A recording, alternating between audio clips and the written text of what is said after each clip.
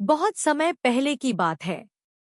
एक गांव में शंकर नाम का एक वीर और पराक्रमी युवक रहता था। शंकर अपने गांव का सबसे बहादुर और समझदार व्यक्ति था।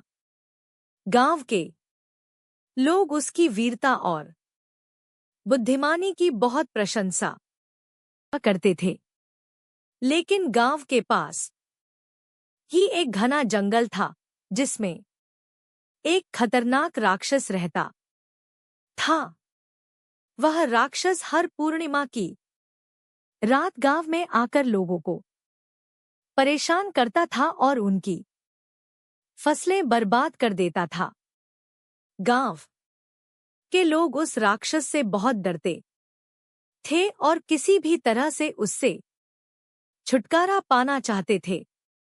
राक्षस का आतंक, राक्षस की ताकत बहुत बड़ी थी और वह गांव के किसी भी व्यक्ति से मुकाबला करने में सक्षम था। गांव वालों ने कई बार कोशिश की कि वे राक्षस को हरा सकें, लेकिन हर बार उन्हें असफलता ही हाथ लगी। धीरे धीरे गांव के लोगों ने उम्मीद छोड़ दी और वे उस राक्षस के आतंक को अपनी किस्मत मानने लगे। जब भी पूर्णिमा की रात आती, गांव के लोग अपने घरों में छिप जाते और प्रार्थना करते कि राक्षस उन्हें नुकसान न पहुंचाए। शंकर यह सब देखता था और उसके मन में यह बात गहराई से बैठ गई थी कि इस राक्षस का अंत करना बहुत जरूरी है। उसने ठान लिया था कि वह राक्षस से मुकाबला करेगा और अपने गांव को इस भय से मुक्त करेगा। शंकर की तैयारी। शंकर ने अपनी योजना बनाई। वह जानता था कि राक्षस बहुत शक्तिशाली है, इसलिए उसे शारीरिक ताकत से नहीं बल्कि बुद्धिमानी से हराना होगा। उसने गांव के बुजुर्गों से सलाह ली और पुराने ग्रंथों का अध्ययन किया कि कैसे किसी राक्षस को हराया जा सकता है। उसने यह भी समझा कि राक्षस की ताकत का स्रोत उसकी आंखों में था। अगर वह उसकी आंखों को कमजोर कर सके तो राक्षस को हराया जा सकता है। शंकर ने एक खास योजना बनाई। वह जंगल में जाकर एक शक्तिशाली औषधि तैयार करने वाले साधु से मिला।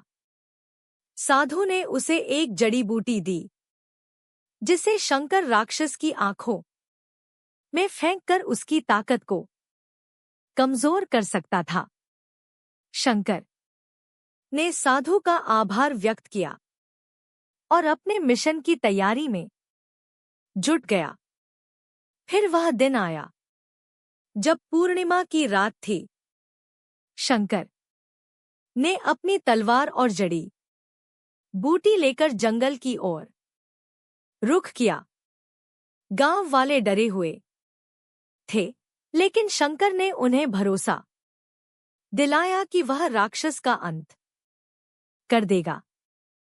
जब शंकर जंगल के अंदर गया तो उसने देखा कि राक्षस अपनी गुफा से निकलकर गांव की ओर बढ़ रहा था। शंकर ने राक्षस का पीछा किया और एक सुनसान जगह पर उसका सामना किया। राक्षस ने शंकर को देखकर जोर से हंसते हुए कहा, तुम मुझे हराने आए हो? तुम जानते हो कि कोई भी इंसान मुझे हरा नहीं सकता। शंकर ने जवाब दिया, मैं जानता हूं कि तुम बहुत ताकतवर हो, लेकिन मैं तुम्हें बुद्धिमानी से हराऊंगा। राक्षस ने गुस्से में आकर शंकर पर हमला किया, लेकिन शंकर तेजी से बचकर एक पेड़ के पीछे छिप गया।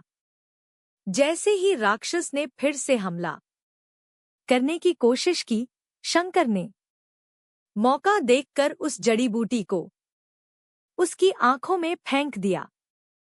राक्षस की आंखों में जलन होने लगी और उसकी दृष्टि धुंधली हो गई।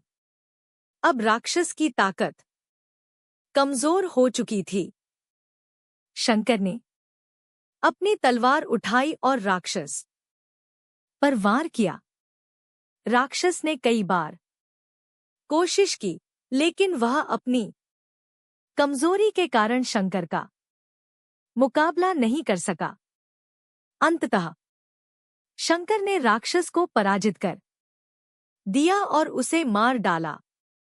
राक्षस के अंत के साथ ही गांव वालों के जीवन में शांति लौट आई। गांव के लोग शंकर की वीरता की प्रशंसा करने लगे और उसे गांव का रक्षक मानने लगे। शंकर ने गांव के लोगों से कहा, बुराई चाहे कितनी भी बड़ी क्यों न हो, अगर हम धैर्य और बुद्धिमानी से काम लें तो हम उसे हरा सकते हैं। इस कहानी से हमें यह सीखने को मिलता है कि बुराई का अंत होना निश्चित है। चाहे बुराई कितनी भी ताकतवर क्यों न हो, अगर हम बुद्धिमानी और साहस से उसका सामना करें तो उसे हराया जा सकता है।